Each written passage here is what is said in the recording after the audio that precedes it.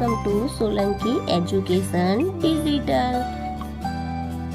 તો ચાલો આજે આપણે શીખીશું ધોરણ 5 ગણિત ગમ્મત સ્વાધ્યાય પોથી પાઠ છે યાદ ક્ષેત્રફળ અને પરિમિતિ. તો કે ક્ષેત્રફળ એટલે એરિયા, એટલે અંદરનો ભાગ હોય તેને શું કહેવાય? ક્ષેત્રફળ. ને પરિમિતિ એટલે આ બહારની બાજુની આ જે લાઈન છે તેને શું કહેવાય? પરિમિતિ. નીચે આપેલા આકારોની જોડીઓમાં કોનું ક્ષેત્રફળ વધારે છે તે શોધ અને જણાવો. પહેલાનું એ 6 સેન્ટીમીટર અને 6 સેન્ટીમીટર. તો ચોરસનું ક્ષેત્રફળ બરાબર કેટલું આવે? લંબાઈ ગુણ્યા લંબાઈ. તો લંબાઈ કેટલી આપી છે? 6 સેન્ટીમીટર અને ગુણ્યા પહોળાઈ પણ કેટલી આપી છે? લંબાઈ ગુણ્યા લંબાઈ એટલે 6 સેન્ટીમીટર.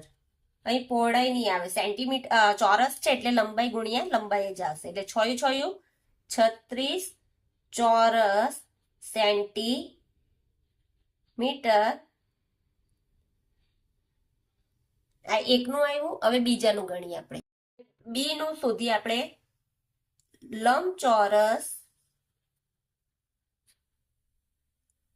લંબચોરસનું ક્ષેત્રફળ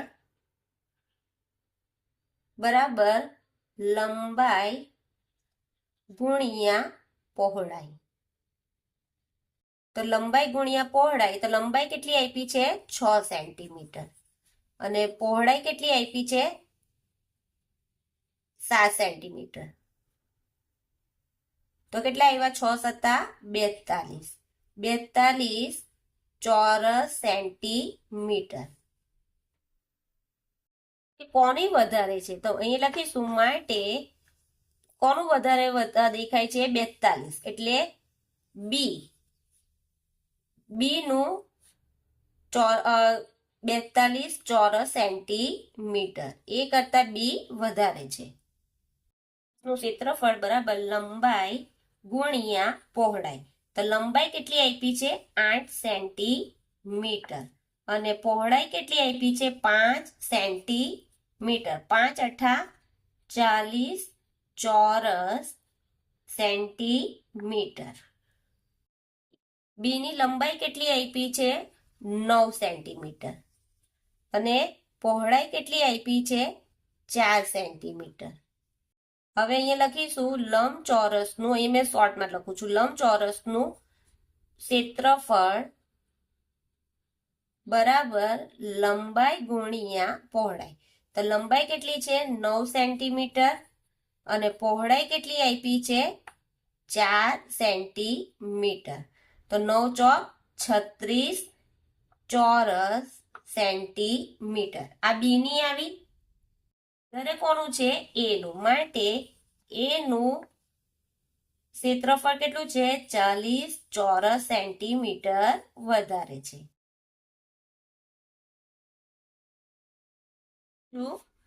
અહીંયા આપણે પહેલા લખી દઈએ. લંબાઈ કેટલી આપી છે?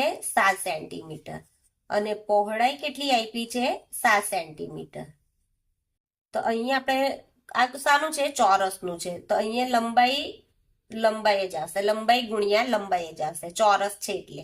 તો અહીંયા લખીશું ચોરસનું ક્ષેત્રફળ બરાબર કેટલું છે?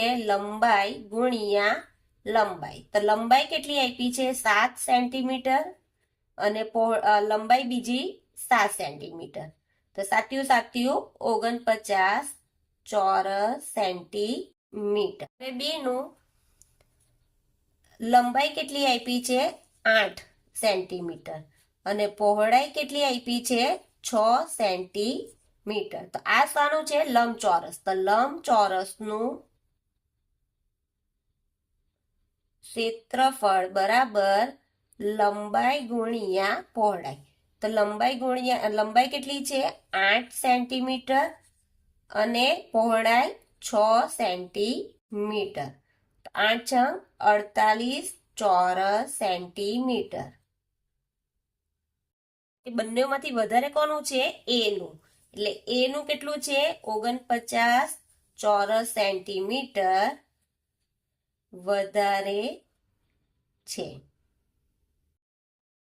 અહીંયા પણ જુઓ એનું જોઈએ આપણે. લંબાઈ કેટલી આપી છે? 11. અને પહોળાઈ કેટલી આપી છે? 3. તો અહીંયા લંબચોરસનું ક્ષેત્રફળ બરાબર લંબાઈ ગુણ્યા પહોળાઈ.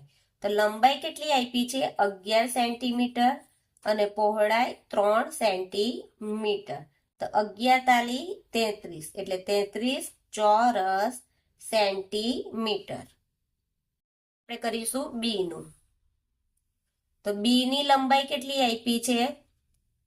17 અને પહોળાઈ આપી છે 2 સેન્ટીમીટર. તો અહીંયા પણ આવશે લંબચોરસનું ક્ષેત્રફળ બરાબર લંબાઈ ગુણ્યા પહોળાઈ. તો લંબાઈ કેટલી આપી છે આપણી? 17 સેન્ટીમીટર અને પહોળાઈ આપી છે 2 સેન્ટીમીટર.